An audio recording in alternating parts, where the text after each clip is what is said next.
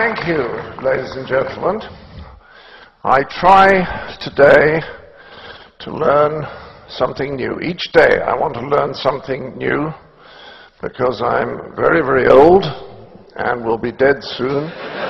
So I want to be as well informed as I can possibly be when I die. And listening to the Flemish language today, I realize why it is called Flemish.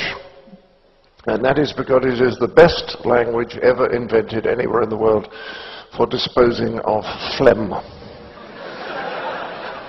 When I went to Cambridge and joined a club called the Footlights, which produced a show at the end of each year in the local Cambridge professional theatre, you know, sketches and songs and this kind of thing, when I suddenly discovered that I could sit down with a blank sheet of paper and 2 hours later I could have written something that then made people laugh, this was an extraordinary moment for me. And I thought, my goodness, I am creative. So because I had been brought up as a scientist, I got into Cambridge on science, I started observing what was going on when I was creating. And for example, the first thing that I noticed is that if I was trying to write a sketch at night, and I got stuck, or I couldn't think of an ending, or I couldn't see how to continue the sketch, I would go to bed.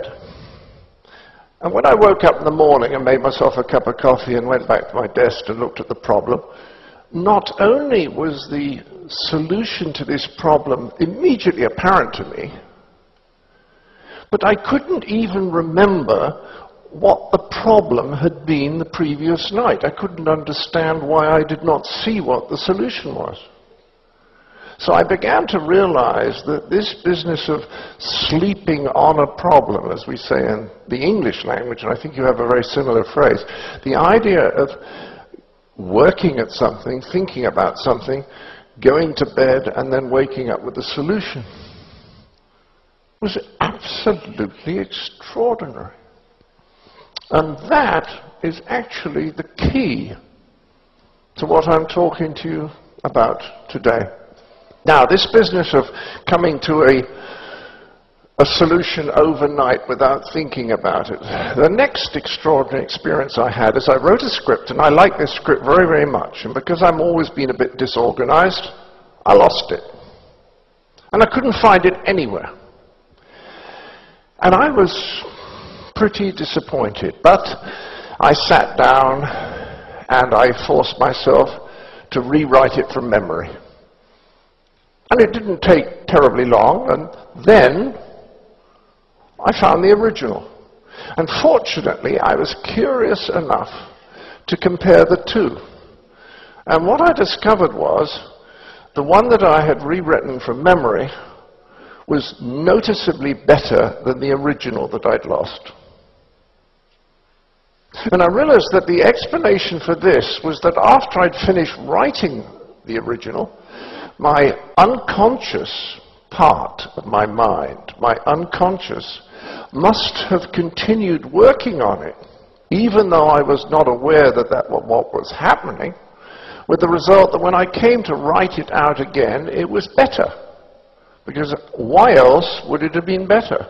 Particularly as I wrote it out the second time much faster. So I began to see that there was something going on, that there was a part of my mind that was helping me be much more creative.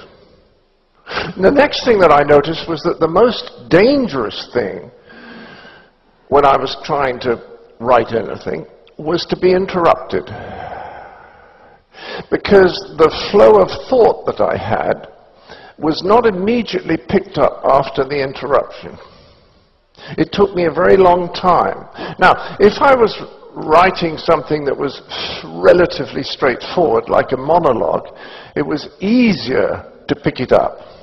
What I discovered later on, writing Fawlty Towers, where as I was imagining a situation, I was having to carry in my mind the emotional states of all the people taking part in that scene, that I noticed that interruptions were much more destructive. So the key to getting in a creative state is to avoid interruptions.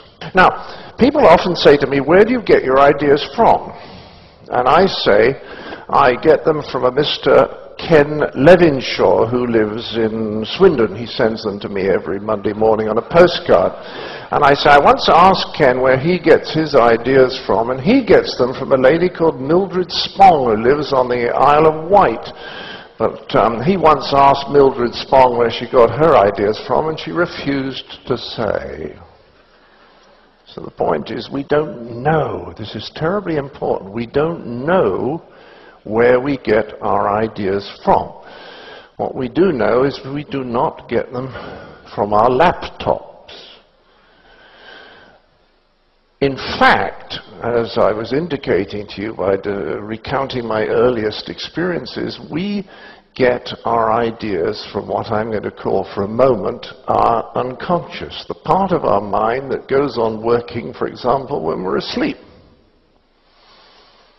So what I'm saying is that if you get into the right mood, then your mode of thinking will become much more creative. But if you're racing around all day, ticking things off on lists, looking at your watch, making phone calls, and generally just keeping all the balls in the air, you are not going to have any creative ideas.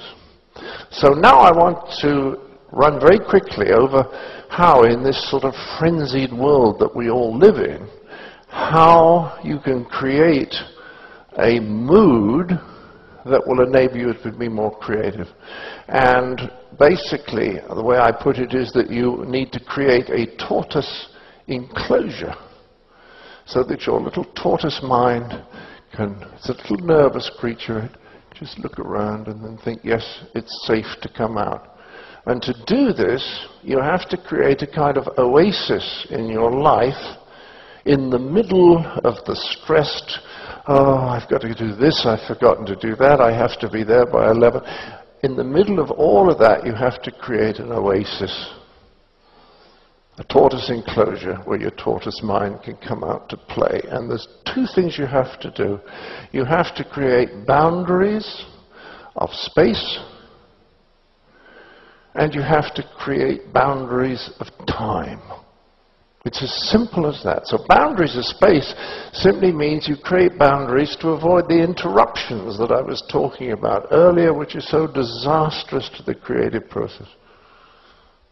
So, if you're a fat cat at the top of an organization, you say to your lovely assistant, please, I am now going to think, do not interrupt me unless the building is burning down for an hour and a quarter.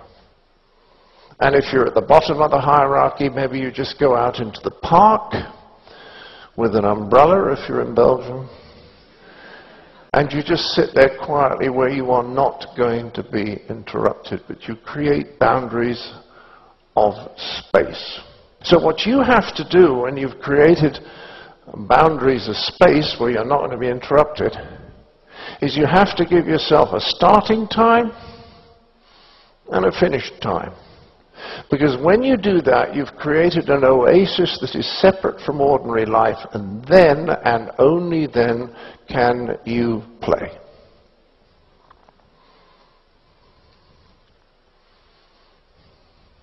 Boundaries of space, boundaries of time. It's as simple as that. To know how good you are at something requires the same skills as it does to be good at that thing.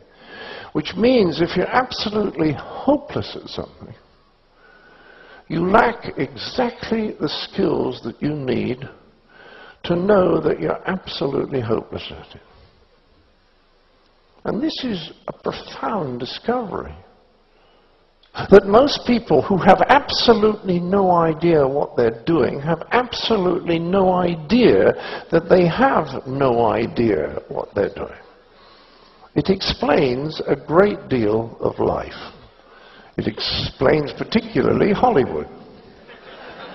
But it also explains why so many people in charge of so many organizations have no idea what they're doing.